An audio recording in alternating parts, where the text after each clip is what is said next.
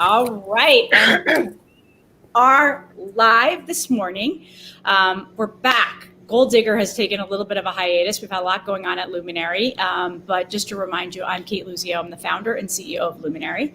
And we have back-to-back episodes of Goaldigger, Finding Your Voice, today on LinkedIn Live. And I am really excited to have our first guest, Amy Chin, who is the founder and CEO of Calm Better Days, and we'll throw up her social and where you can find her. But before we do that, we are going to find out more about Amy, her journey, and her finding her voice. So welcome, Amy. Thank you, Kate. Thank you for having me. Good morning. And I should have said, Amy, we've known each other for a while. Amy is a member at Luminary. She's also one of our incredible ambassadors.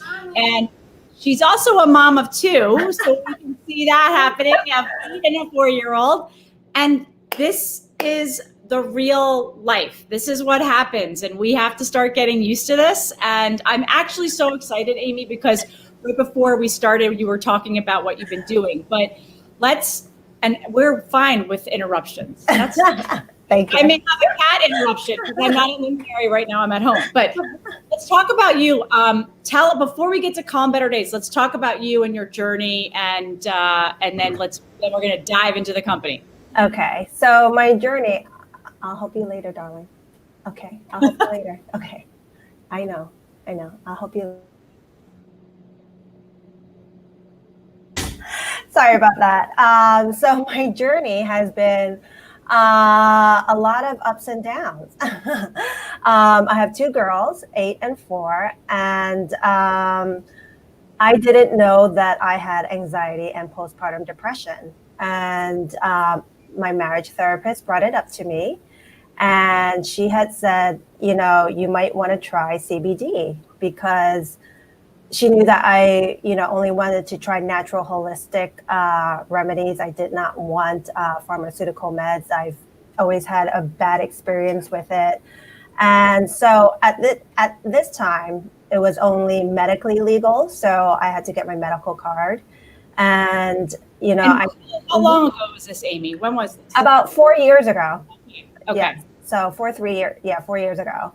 And, even going to a medical dispensary, there's not a lot of guidance given. It's basically, here, take 2 twice a day, and, let's see how it goes. And, even though there wasn't a lot of guidance, I did, take it and made it a routine. And I got to tell you, it changed my life drastically, from waking up feeling miserable and wondering, why is this my day, and hating every moment of it, and everything was such a struggle, to waking up on the right side of the bed and able to face the challenges of the day, and finally able to respond to the day's twists and turns instead of reacting. I didn't want to be that mom who was constantly, yelling at her kids, or irritated and impatient. And CBD really helped me be, the present mom and the more calm mom, where I'm actually interacting and being more present. So once I saw that change in myself, I was like, why is this not, out there for everyone to know? And it's so easy. I mean, minimal side effects, and it takes care of the root, at the root of the problem. So that's when I decided I have to start my company and, educate everyone who is interested in plant healing, and let them know about the wonderful benefits of CBD.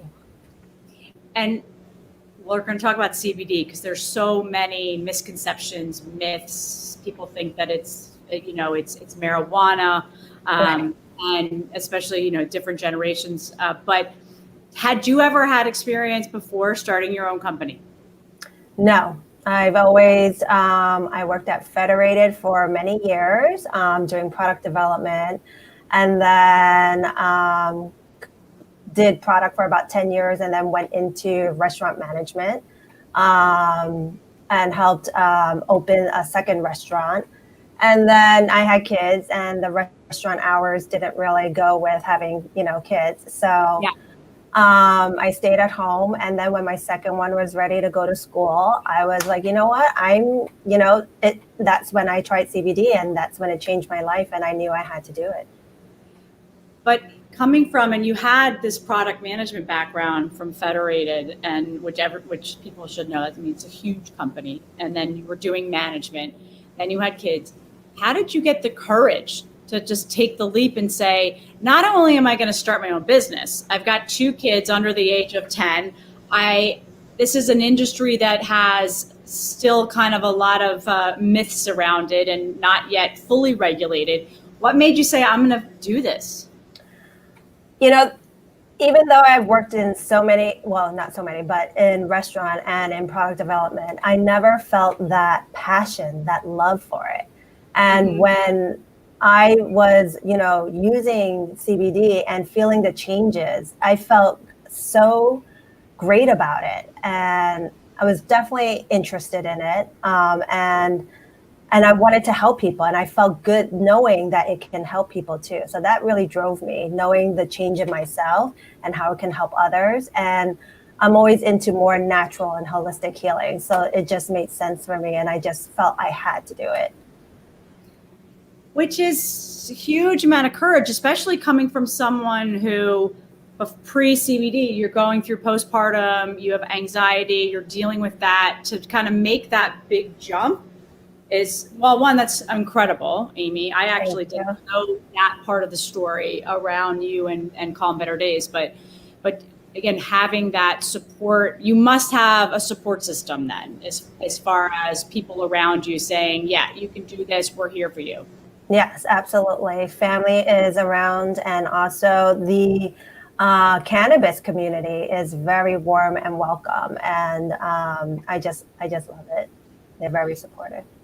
So let's go right into that, right? You just said cannabis community. You're running this company, and I want to talk a little bit about Calm Better Days, but how did you decide that this was going to be the company that you started? And talk us through the journey of starting the company and what Calm Better Days is. Well, when I started my journey, there wasn't a lot of information out there. So I had to research everything on the internet myself and figure out what was legitimate information from not so legitimate, and attending panels and seminars whenever there were any available. And once it was legal, then more panels and seminars started popping up. And I started attending every single one, because when I felt the change in myself, what cannabis can do, I started looking into it and researching and trying to understand everything about it. And once I did, I just started geeking out on it because I loved it. And then I saw, in the industry in the arena for consumers, there are 2 problems. One, now there's product overwhelm. It is so hard to find safe quality products and to know which are safe, because we see it everywhere in pharmacies, gas station, And that's to me, that's crazy that it's such a saturated market. You don't know, right? Mm-hmm. Exactly. And 2, not everyone understands how to use plant medicine. We've been so conditioned as a society to believe we take a pill and it takes care of everything. And plant medicine is not like that. It's very different. You need to be patient, understand the basics of it, and experiment. And we have to learn to read our bodies again, and it'll tell us what we need. So when I saw that void, I felt I wanted to be that guy to help others through their journey and understand the basics. And from there, you get better results. Because too often I hear people say, oh, I tried CBD, it didn't work.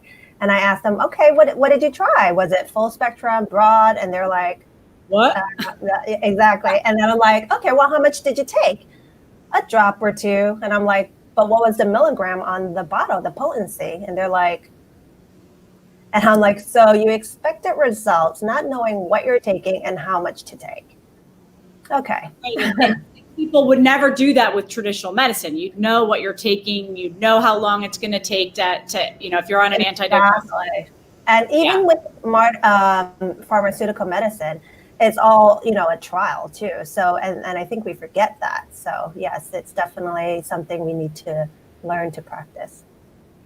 So tell us about Calm Better Days, and the company and what your goals are. So originally we started as a home CBD party because, like I said, there was nowhere to go for guidance. So I felt that being in a person's home, we're allowed the space to talk about our health issues and really dive into what is CBD. And topics I cover are how it works in your body, the different types of CBD, what you can use CBD for, and different delivery methods, because there's like 5 or 6 different ways. And also understanding with different delivery methods, there's different activation times. And, depending on what symptom you have, there are certain products that might be better, or a certain delivery method. So I go through all of that, and also how to find your dosage so that you know that you're getting the right amount for your body, and how to look for signs of when it's working. And then after the whole process, all the guests get to sample the products, because then that's when you really know, oh, you know what, I really like this flavor or this method. Even topicals, people are so, particular about scents and texture. Yeah. So I found that's a great way for people to really know which product is good for them. Obviously, with the pandemic, we are not holding any more home parties. I am, however, doing one-on-one consultations. And through the consultations, I go through the same, method of education. And through careful questioning, I'm able to curate a CBD regimen based on their needs and their lifestyle. And so when I go to the website, what do I find? Because again, I think this is an industry where people think, am I going to buy products? Do you have products? What does that look like? Well, the products are I have 10 different brands, and I really love my product selection because I personally vetted and researched every single one, tested every single one. I look at their certificate of analysis, which is really, really important. If a product doesn't have a COA, it's a red flag. And most of the brands that I carry are directly from the small farms. They're seed to sale or seed to shelf. So basically they grow it and they extract it, bottle it, and it's on the shelf. There's no middleman. And I like to support these brands, small farms, because I want to pay back the cultivators, the growers. They're the ones putting love into it. They're the ones who are, caring for it and making sure it's a quality product. And a lot of the brands that I carry are also, I try to find brands that, give back to society. So, and do social good. For example, one of the brands is My Jane, and they support women survivors from human trafficking. So in each box includes a jewelry that is made from a survivor. They also support International Sanctuary. Wow. And yeah, so I just love that they're about helping women, empowering women. So that's really great. And I have another brand, Bloom Farms. With each purchase, they're part of a 1-to-1 meal program. So a person in need gets a meal. So I love that. And another brand is not only USDA organic, but they also have the Sun and Earth certificate, which means that their products are ethically made. So I know that, I want to vote with my dollars, and this is my way of supporting brands that I believe in. I'm also always trying to find women-owned brands as well as BIPOC-owned brands. And which is so aligned, right, with Luminary. And as a small business owner, I want to talk a little bit about how you've pivoted and getting through this pandemic, because you're also, and we've seen this particularly since September, because school started. You've got two small children, 1 4, 1 8, and trying to figure that out. So on top of, you lose all of your in-person events, which was core to your business, pivoting, kind of figuring out as we go, as most small businesses are, and I think a lot of big businesses too. You're trying to figure out schooling. So how are you feeling about it? Hopefully the CBD is helping, but I am downing that stuff all day long, and it really keeps me grounded, especially with all the things that I'm juggling. It's definitely overwhelming, and the good thing is, because I know that and I know my triggers now, that I make sure I have my CBD regimen routine in place, started once I wake up. And it's definitely a juggling process, and it takes getting used to the new routine. So we're just constantly adapting and trying to find a streamlined process for the home and for the business. And unfortunately, what usually ends up happening is school takes over during the day, and I try to do short emails or things that take 5 minutes, because I know I'm going to be interrupted every 5 or 10 minutes. And the bulk of my work is done when the kids are in bed. So it's a lot of late nights. If you had a magic wand, right? And because right now, I think so many women are in the same shoes you're in, right? I hear it all the time. It's so hard. Some are managing their children, some have elder care, some have sick, right? But at the end of the day, a lot of that falls on women. If you had a magic wand, what would help you? Outside of that this coronavirus goes away, but if you were today, you're still dealing with all this, what would help? Well, definitely extra hands. And what I'm learning right now is I'm trying to automate whatever I can.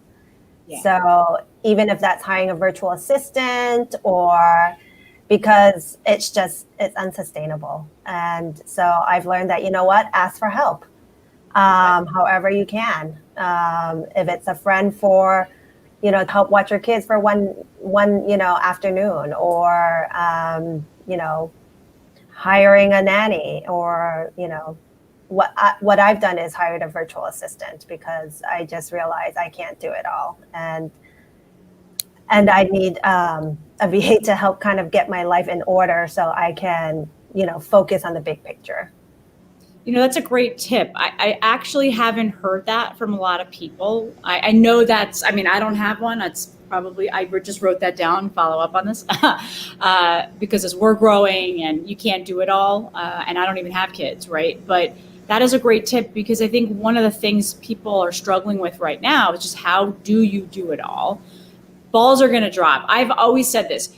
We all have a million balls in the air, particularly women. You have rubber balls and you have glass balls. And the key is to not let the glass balls drop. The rubber balls, figure out which ones those are, let them drop, because it's the glass balls. And for you, the glass balls certainly are your kids, right? Business, right? Mm-hmm, but exactly. Great tip around this. And I love that you said ask for help, because I think women often, and again, men do, I'm generalizing, but since we run a company for women and we're women founders talking to one another, women don't always ask for help. They think that that's a weakness. Right. I think also sometimes we just have that mental load and we forget, because there's so many things going on in our head. So actually what we've implemented in my family is a family meeting every week. And we just kind of go over, okay, what didn't work this week, or what did we have problem with that we can streamline or make better. And I was realizing this because I would see, my partner and my daughter, they would go back and forth on certain things. And I'm only half listening because I'm doing my own work. Yeah. And I'm like, what is going on? And, and I find that, well, women are better troubleshooters, right? So after listening to the problem, I'm like, well, why don't we just do this? And, we figured out a solution that works for both. And, and then it went so much better the next day. So after that, I was like, okay, let's have family meetings every week. Highlight everything. It can be from what do we want to do this weekend to, okay, you know what, this, my daughter, certain times distraction is a problem with school, obviously, right? So we try to find a better desk setup. It could be, but everything, because this is such a new process for everyone, Yeah. that, as we go through it, we find that there are better ways to go about things. And sometimes they just need to be identified. We talk about it and we find a solution. And I love this because I feel like I'm teaching my girls from a young age to understand, okay, we identify a problem if there is one and find a solution. And, so that's been helping. And also it helps because then, I'm involving my partner, her dad, Yeah. on responsibilities and duties. And because it's more family oriented, it's not coming from me. So Right. she's more apt to participate and do the responsibilities, understanding now that, oh, this all shouldn't just be her responsibility Right. and Right. everything that's going in my mind. So it actually alleviates a lot of my mental load, which has been very helpful. The family meeting, what a great concept, right? Especially involving, it's not just between you and your partner, it's involving the kids and understanding I'm like, these are great tips. In fact, somebody in the chat, I love that. Asking for help is so important. I love the idea of a virtual assistant. Thanks for the tip.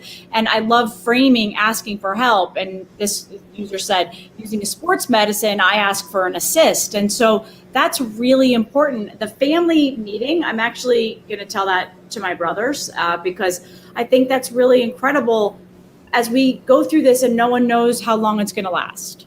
Exactly. And it's great because things like I need help around the house that I used to do everything. Now I get to divvy it up with my partner, so it's more evenly distributed.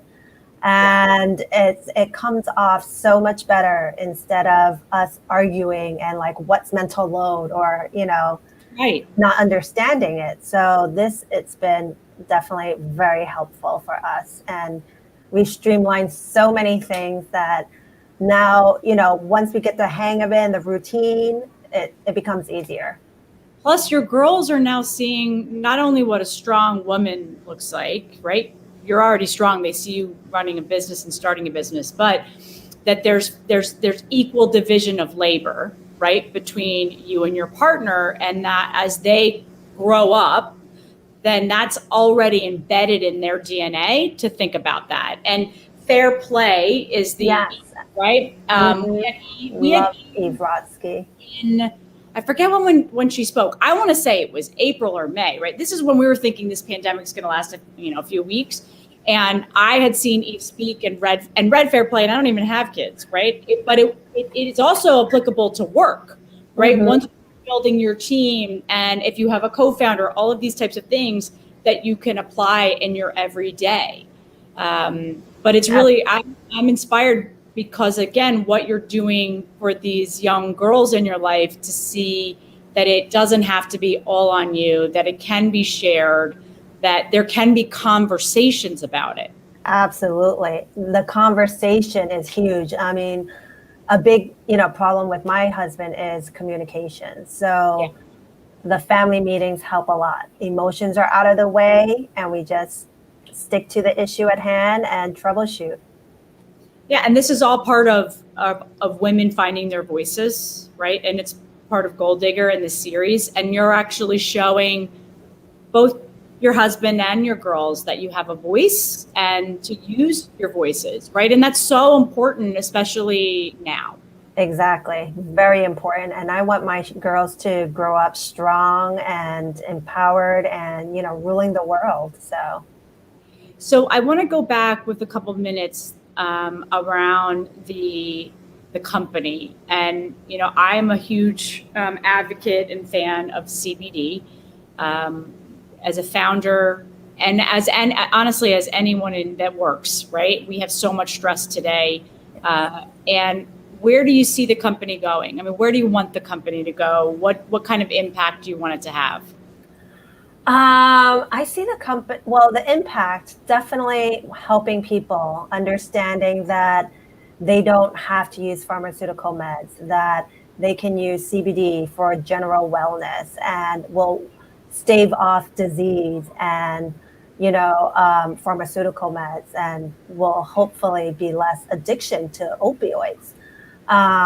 So as long as it's helping people, and then I'm feeling I'm reaching my goal. But I would love the company to grow. Right now, I have an e-commerce shop, and people can book on my website for their free consultation. And I hope to see it grow to the point where I'm going to need multiple factories to ship all of the product out. And supporting more businesses, right? Oh, absolutely. Yes. Yes. Go ahead. Also, I'm hoping for more speaking engagements for anxiety groups, depression groups, postpartum, helping moms, because I feel that mental issue is also another huge factor why I do this. I feel that a lot of people don't even know they may have anxiety and depression. Like me, I didn't even know. I didn't know the signs until I took CBD and felt the difference and saw and realized, oh my gosh, I was that hamster on the wheel that kept on going. And you can't see it when you're in the thick of it until you're out of it. So I feel that, mental awareness is very important. So hopefully more speaking engagements at organizations that support mental health. So I want to just kind of wrap this up with you're really practicing what you preach, Amy. I mean, this is also why you are a luminary in both sense of being a member of our community, but also as a role model for others. You're focused on supporting other founders, social impact, doing better for our community, our environment, your kids. But I also want to recognize that you're putting it out there around what you need. You're asking for help. You're saying, hey, I got to grow my company. I'm also a mom. I'm also a partner. And you want speaking engagements. A lot of women are just not really comfortable with saying, this is what I want. This is what I need. And I love in this conversation, you're just putting it out there. So we have a lot of chat going on in the comments. And I just think it's wonderful that you're not afraid of this. And even in a pandemic, people could have, and a lot of people have sort of retrenched and shrunk away. And you're like, I'm out there, I'm doing this, and we're going to get it done. Thank you. Yes. Every day the struggle, but we keep on going. Oh, well, Amy, we can find you at calmbetterdays.co. So I put that in the chat. So everybody that's on, please go to that. I need to book my appointment with you. Oh, wait, we have one question that come in and I don't want to miss it. So what is your best resource for people to educate themselves about CBD interaction with pharmaceuticals? Because a lot of people are fearful about taking CBD if they're on medications for others. There is a website called Leaf 411, and they are nurses that can help with that. And you can ask them any question, and it's a nonprofit organization, and they're wonderful. LEAF411.org. And also, I'm in the midst of getting my cannabinoid CBD certification, because I think it'll be more helpful on top of the information I already do know, but just learning the science behind it and the research that is just now all coming to light. So, well, thank you so much. And again, calmbetterdays.co. And you can follow Amy and Calm Better Days at calm_better_days. I put it up in the chat. And Amy, hopefully we'll see you. I know we'll see you on a Zoom soon at Luminary, but thank you for being a part of our community. Thank you for being one of our ambassadors. And thank you just for being on today. This has been wonderful. Thank you for having me, Kate. And I love Luminary. I love being a member. Amy. Have a great weekend. You too. Bye. Bye. And now I get my second guest. And Gloria, I haven't seen you in so long. Oh my gosh, I know.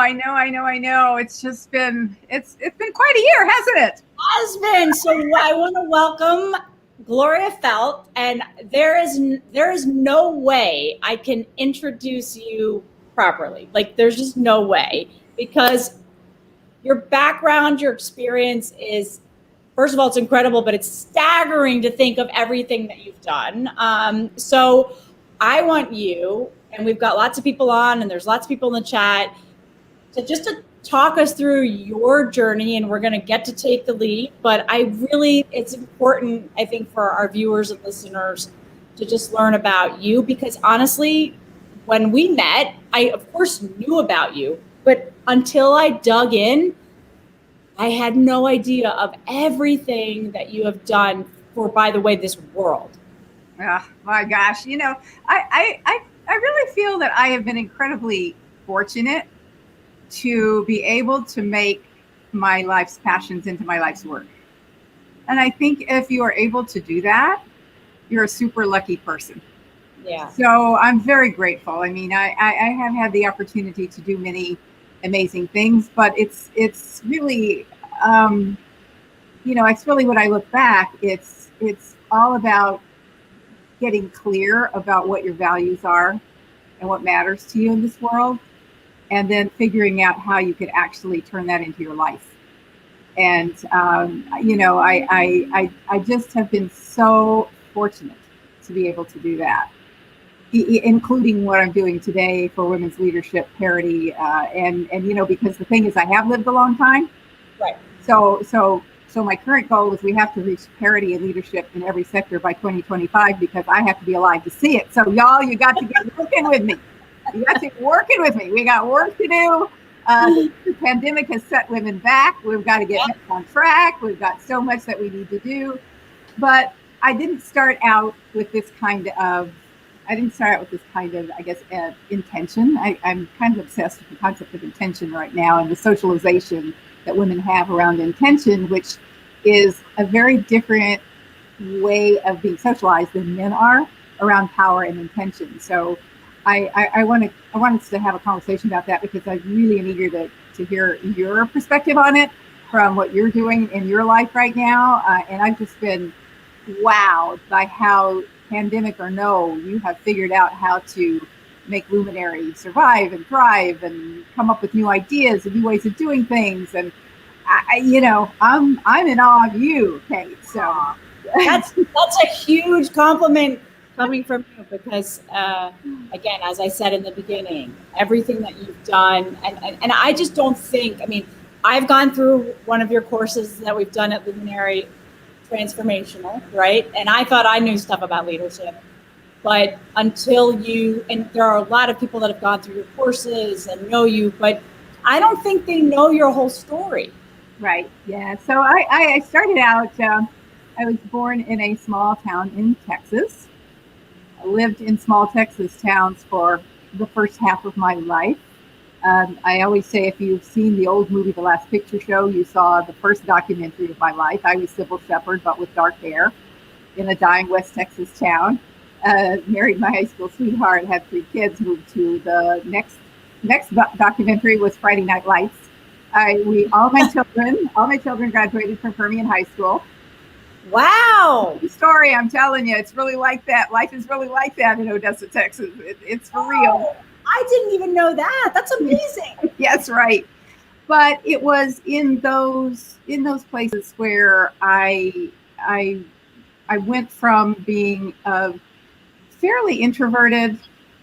Actually, I was thinking this morning, talking about the power of your voice. I was thinking how my grandmother, who was my primary caregiver during my first 6 years, used to say, "Gloria is such a good child. You never know you have a child around." So you're that quiet. Rewarded for being quiet. Rewarded for not using your voice. Rewarded for not speaking up. Rewarded for not asking for what you wanted. And that was, it wasn't something that she tried to make a negative thing for me, but it was, right. Yeah. Anyway, so it kind of taught me that for a girl, at least, to be quiet, not speak up, is a good thing. And Yeah. to put everybody else first is kind of the implicit value in that as well. So that's what I did for a long time. And I slowly but surely, thanks to a lot of things that were happening, thanks to things like Discovering Ms. Magazine, and they used to like tell you you could get the names and phone numbers of people who lived in your area, and I found the 6 other people who were subscribers in a 100-mile radius of West Texas, and started talking with them and started really going, oh, about this time I was getting involved in civil rights movement organizations. And while I was home with little kids, I didn't go marching. Yeah. My heart was there, but physically I was home taking care of kids. But I did a lot of studying and learning and thinking about, well, if there are civil rights, then women must have them too. Here we are. Yeah. And so it was a progression. I often ask women in my courses, when did you know you had the power to? And a lot of times there's this one big thing that happens, and suddenly a light bulb goes on. Yeah. For me, it was more of a progression and a testing and putting my foot into the water here and there and trying it, and I didn't die. Yeah. When I did raise my voice. Right. You're still alive. Yeah. They're still alive. So anyway, so doing some fast forwarding here, my actual plan, because this was the right thing for a woman to do in that era, was to become a high school social studies teacher.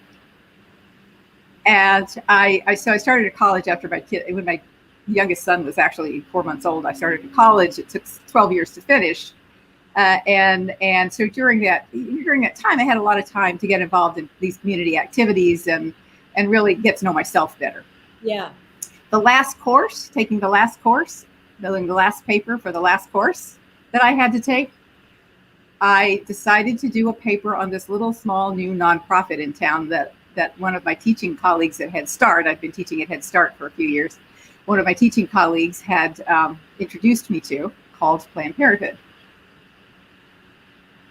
And so I decided I'd do my paper on this little new organization. And lo and behold, I interviewed the executive director, I interviewed a nurse practitioner, I interviewed a couple of board members. 2 weeks later, the executive director called me and said, I'm leaving, I think you should submit a resume.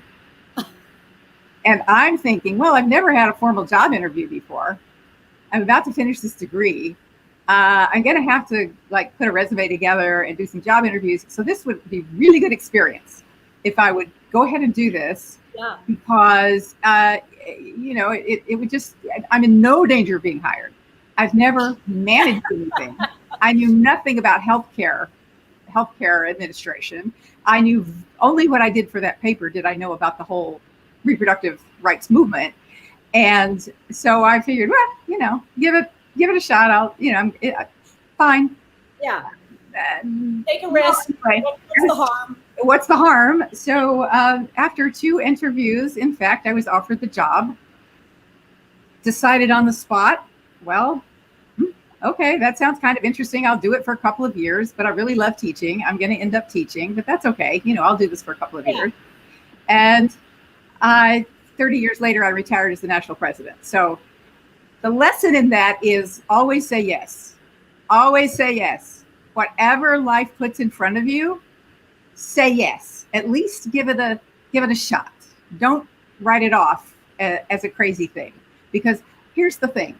What I would never have known, because I had never seen one, I would never have known that actually, while I'm a pretty good teacher, the truth is I have this thing, what I call the CEO brain. Yeah. You have to be willing to take an enormous amount of responsibility with a lot less authority and risks up and down. And you have to be willing to own all of it and to see the big picture. And as you know, Kate, there are ways of thinking that you have to exercise when you are the leader of an organization. And I would never, ever, ever have known that that was actually the right fit for me If you hadn't done this. if I hadn't have said yes. I mean, so I want to talk about, intention and power. And there's comments in the chat like, what a story. And as people are watching, they can see my face too. And I mean, I'm very expressive, but it's so hard to sort of wrap your brain around the fact that you took 12 years to finish college, and that's great. You had never formally applied for a job. You apply, you get it, and then 30 years you retire as the national president. I mean, I'm actually, I have goosebumps just the way you tell it through. But that power of yes, and the power of saying I can take a risk and it's not going to kill me. And the worst thing that can happen is I fail, Right. I flop, and I go on to the next thing. Right. And I think women have we're people pleasers for the most part, right? Especially the type A's. Mm-hmm. For a long time, and I'm a Gen Xer, and I had wonderful parents that encouraged me to do everything. But there's that, keep your head down, just do a good job, be the good girl. And then, what are you left with? You're left with no voice. Right. So you talk about, and let's kind of fast forward, you retire from Planned Parenthood after 30 years as the national president, for a moment, because I'm a big supporter of Planned Parenthood. What then? What happens then? Yeah, what then? So I'm thinking, okay, at this point, I was really quite exhausted, physically, mentally, emotionally, every possible way. I was so tired. And so my thought to myself was, pulling back that sort of introverted part of me, that what I had always wanted to do since I was 5 years old was to be a writer. I wrote stories since I literally, my first poem was quote unquote published by one of my teachers when I was 3. And that convinced me that she taught it to other children, and that convinced me I must be a good writer. Yeah. So my 2-stanza poem. So I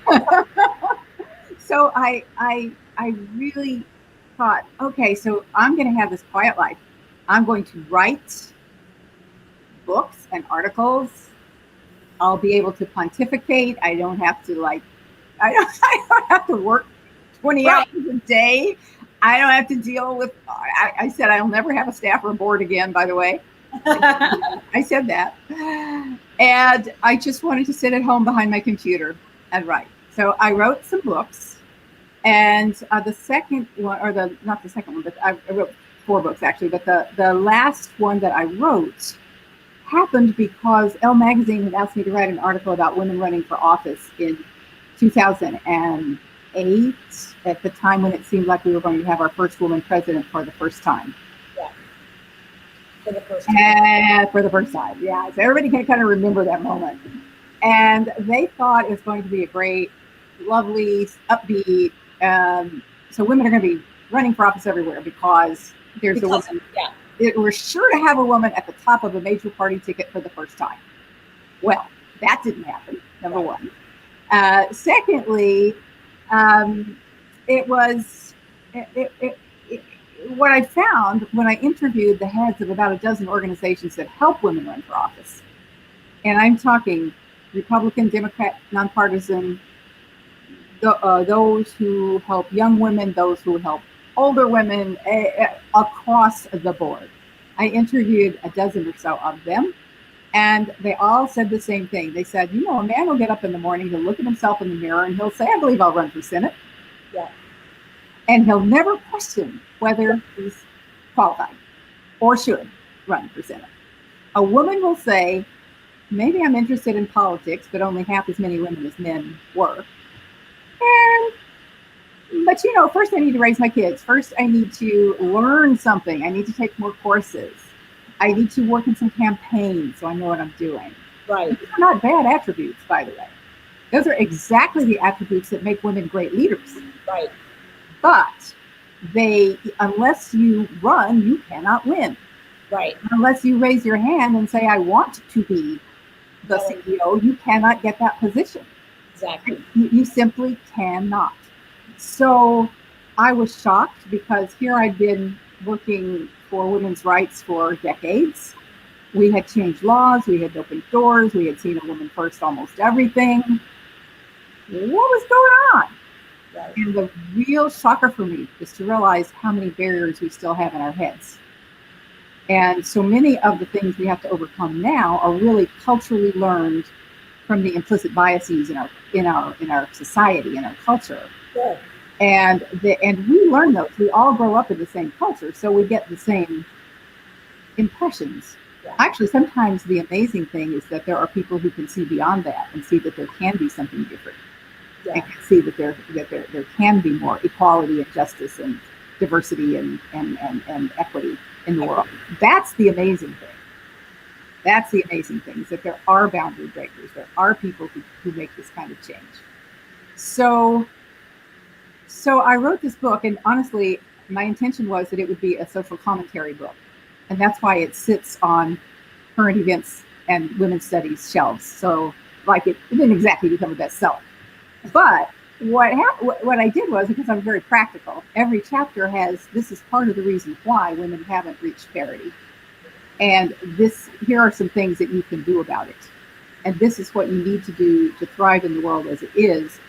But you need to know you can change it. Yep. So here's how you change it.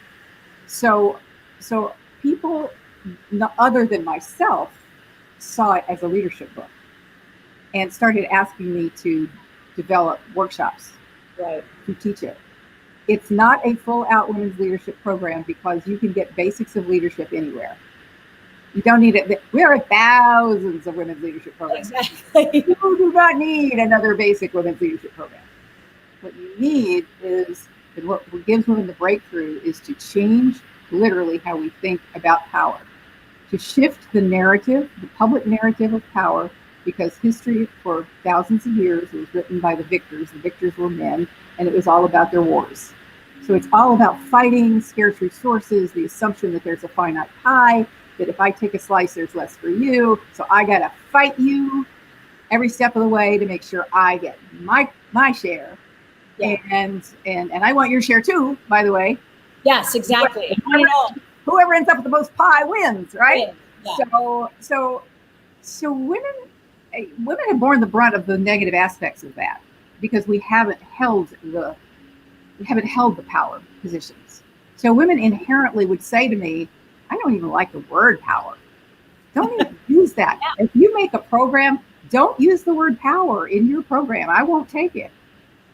And so, I mean, these would be executive women who would say, I don't have power. Maybe I have a little influence, but Yeah.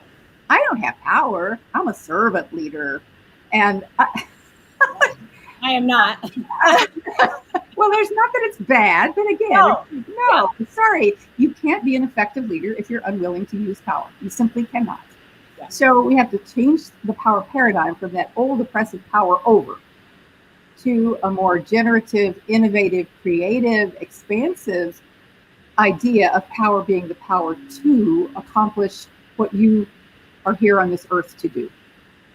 How do you accomplish that? What do you need? How do you get those resources? What are your contacts and connections that can help you do that? What are the resources that you need? And as soon as I get women to shift that and to realize, because women know there's no finite pie. Right. Women know that when we help each other, we all have more. Absolutely. And we can make more pies. We just can totally make more pies. Yeah. And I think, again, that's something else the pandemic has showed us is that there could be all kinds of chaos around you. But there's always a way to rethink something, reconceive it, reconfigure it, use those same ideas and resources and come up with something entirely new and innovate. So women were like, I want to make life better for my kids, my family, my country, my world. I want to do that. How do I get more of that kind of power? Right. So that's the first part of the program. That's always at the core. It's understanding, deconstructing, and reconstructing the whole notion of what power is and why we must embrace it, and embrace it with confidence and joy.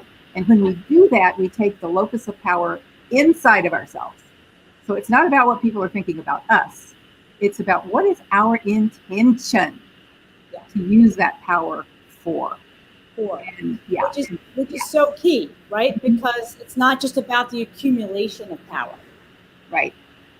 I mean, I grew up in a wonderful family, had brothers on each side, and I think very early on as a little girl, I learned from my neighborhood was mainly all boys, right? So here I am trying to fight my way to make sure everybody knows who I am, and probably didn't say it in these so many words, but take your own power, right? People have to know that you're not just a little girl, you're one of them, and you can do better. And I think I've used that through my whole career, my academics, athletics, and there's no way I could have started Luminary if I didn't embrace that power, but how I was going to use that power to your point, in that influence and the intention of using that power, right?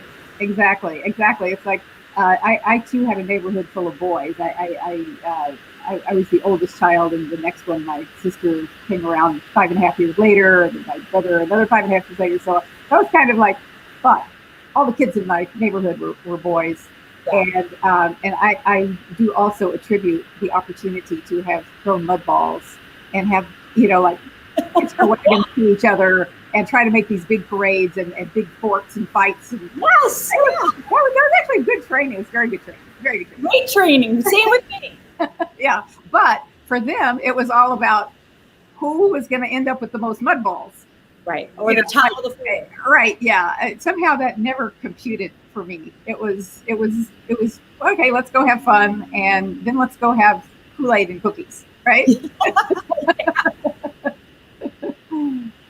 So within this idea of intention and power, I mean, we have seen 865,000 women leave the workforce in September.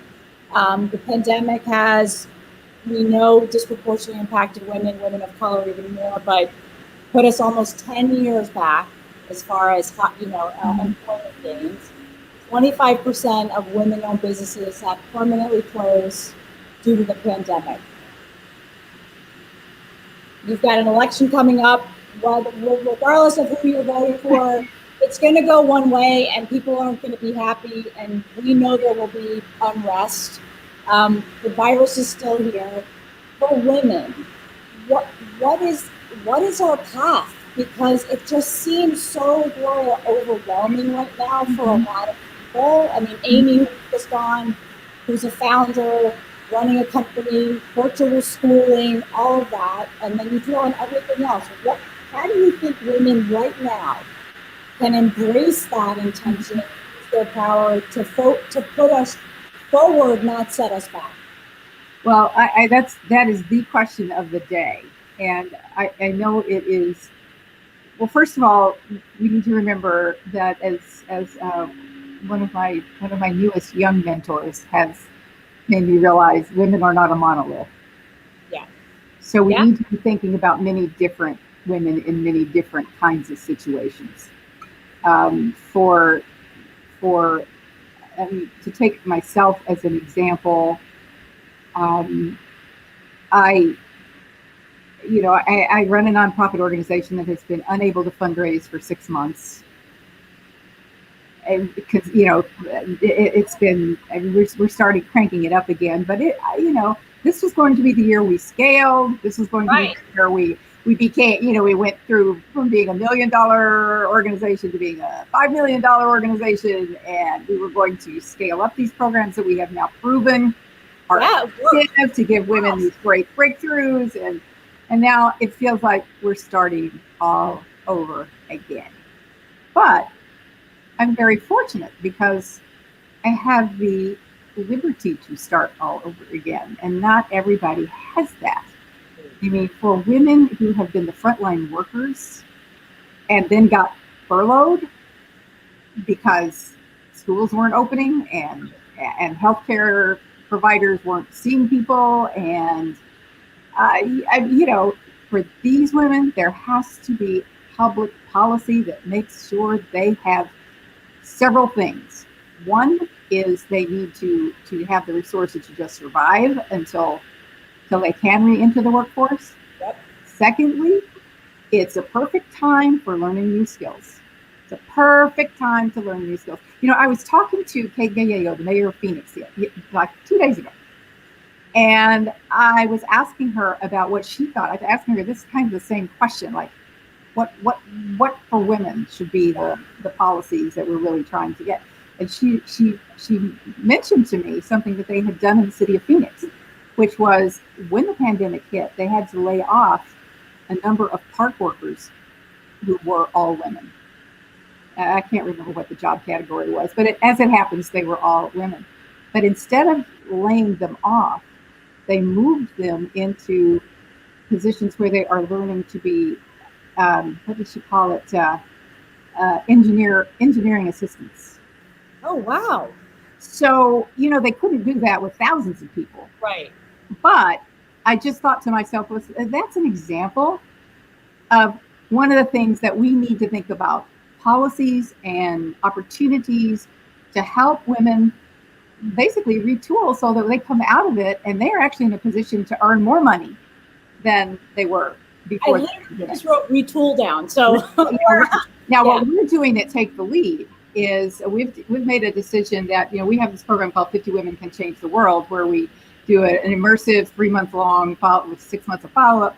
It really deep dive into this whole curriculum, and the women make strategic leadership action plans for themselves. And we really encourage them to set these high intentions with those strategic leadership action plans. Well, whoops, a good percentage of them have had their plans completely upended now. Right.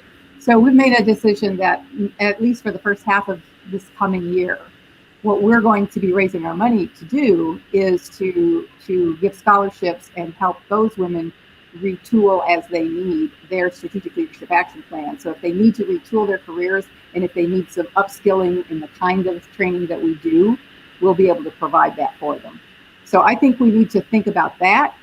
But I also think that at the same time, for women who are in the kind of position that they can do this, we know that some of the biggest, most innovative companies always get started during economic recessions.